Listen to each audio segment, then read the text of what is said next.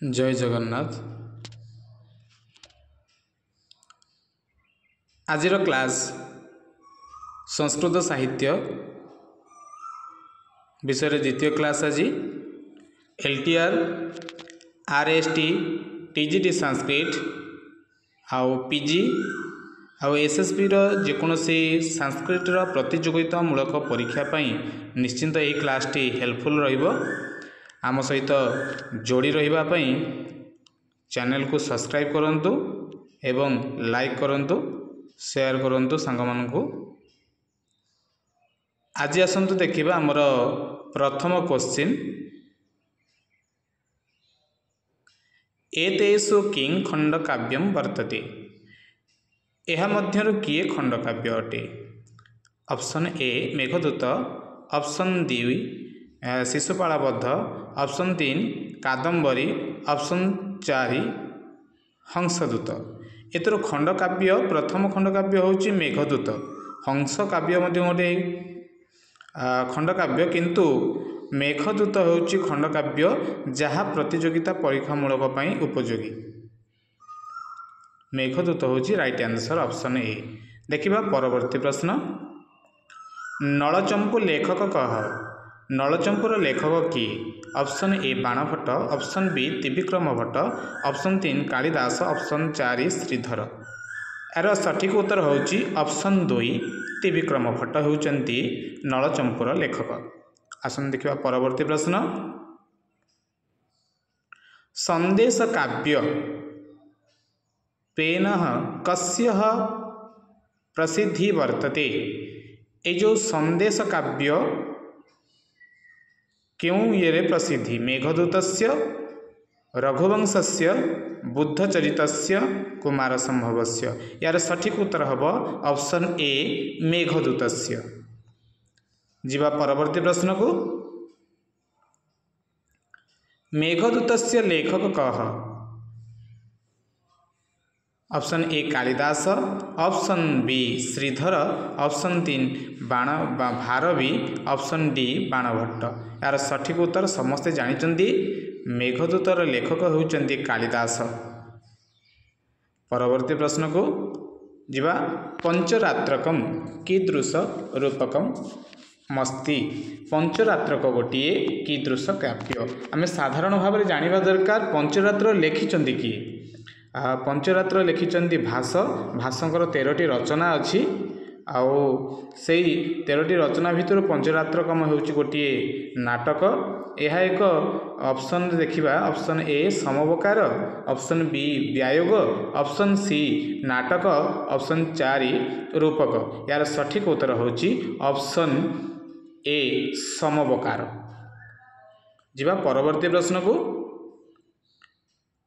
अभिमन्यु पत्नी का आसीत? अभिमन्युर पत्नी किए? उत्तरी, मेनका, उत्तरा, प्रतिमा। यार सठिक उत्तर होची उत्तरा। ऑप्शन सी उत्तरा होची यार सठिक उत्तर। जीवा परवर्ती प्रश्न को। शकुंतला कह अभिशप्तवान? शकुंतला को किए अभिशप्त अबा अभिशाप देइथिले? Option A Vishwamitra, option 2 Vashishtha, option 3 Dadhichi, option 4 Durvasa. तेणु ऑप्शन डी हम बा 4 हम सठिक उत्तर। दुर्वासा तांको अभिशाप देइथिले जेतबळे से निजर प्रेमीर वियोग रे बसिकी तार कथा भाबुचंदी, से समय दुर्वासा आसीथिले भिक्षा पई। से तांकर उपयुक्त सम्मान न करिबारु से तांको अभिशाप देइथिले। एहा अभिज्ञान शकुंतलार चतुर्थ अंक रे वर्णना करा जायछि। परवर्ती प्रश्न को जीवा। बालचरित नाटके अंगी रस कह? प्रत्येक नाटकर किछि किछि मुख्य रस थाए। ऑप्शन ए वीर, ऑप्शन 2 श्रृंगार, ऑप्शन 3 अद्भुत, ऑप्शन 4 करुण। यार सठिक उत्तर हम ऑप्शन ए वीर। बालचरितर नायक होउचंती कृष्ण। तांकर जन्म ठारू तांकर कंस वध पर्यंत वर्णना करा जायछि वीर रसर एठारे प्राधान्यता देखिबा को मिलिछि। देखिबा परवर्ती प्रश्न। ऋतुसंहारे कति सर्गाः सन्ति? ऋतुसंहार ऋतुसंहार लेखक होउछन्ति कालिदास एवं कालिदासंकर प्रथम रचना हेउची ऋतुसंहार।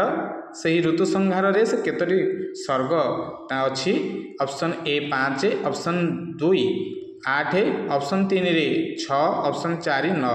यार सठिक उत्तर हम ऑप्शन 3 6टी सर्ग अछि एवं 6टी सर्ग रे 6 ऋतुर वर्णना कराइछि ग्रीष्म वर्षा शरत हेमंत शीत बसंत। देखिबा परवर्ती प्रश्न विक्रमोर्वश्य किम भवति। विक्रमोर्वश्यर लेखक प्रथमे जानि रखिबा दरकार। विक्रमोर्वश्यर लेखक होउछन्ति कालिदास। विक्रमोर्वश्य गोटे कोन ऑप्शन ए नाटक, ऑप्शन बी त्रोटक, ऑप्शन सी समवकार, ऑप्शन डी व्यायोग। यार सठिक उत्तर हब ऑप्शन बी त्रोटक हेउची विक्रमोर्वश्य को कहा जाए। देखिबा परवर्ती प्रश्न मेघदूते नायिका नाम किं भवति। तेणु मेघदूत रे नायिका नाम का भवति हवा कथा। तेणु ऑप्शन ए जक्षिणी, ऑप्शन बी पद्मिनी, ऑप्शन 3 सरोजिनी, ऑप्शन 3 कामिनी। यार सठिक उत्तर हब ऑप्शन ए जक्षिणी। तेणु ब्रह्म वैवर्त पुराण अनुसार जक्षिणीर ना होची हेममाली, जक्षर ना होची कोन विशालाक्षी। नहीं यार विशालाक्षी होची जक्षिणीर ना, हेममाली होची जक्षर ना। तेणु विशालाक्षी होची जक्षिणी। राइट आंसर हब कोन ऑप्शन ए जक्षिणी। देखिबा परवर्ती प्रश्न को कुंती भोज का पुत्रिका। कुंती भोज का पुत्रिका। तेणु कुंती भोजंकर पुत्री किए थिले। यार option A Kurangi, option Devaki, option C Shanta, option D Minati. यार सठिक उत्तर हम ऑप्शन ए कुरंगी। कुंती भोजंकर पुत्र पुत्री थिले कुरंगी। यह कौन ना अभिमारक जो अच्छी अभिमारकर रचयिता होउछन्ति किए से ना भास। भासंकर से अभिमारक ये नायिका होउछन्ति कुरंगी। देखिबा परवर्ती प्रश्न को जिबा मालविका अग्निमित्रे मित्रस्य प्रणेता कह। तुमने जानिथिबो मालविका अग्निमित्र प्रणेता कौन। ये बहुत सहज question. Option A Bharavi, option B Banabhatta, option C Kalidas, option 4 Bhagavati. Malavika Agnimitra रचयिता बा प्रणेता होउछन्ति कालिदास। ऑप्शन सी हम राइट आंसर। आज प्रश्न उत्तरी को एठी रखिबा। धन्यवाद। पुणी देखा आगामी क्लास रे।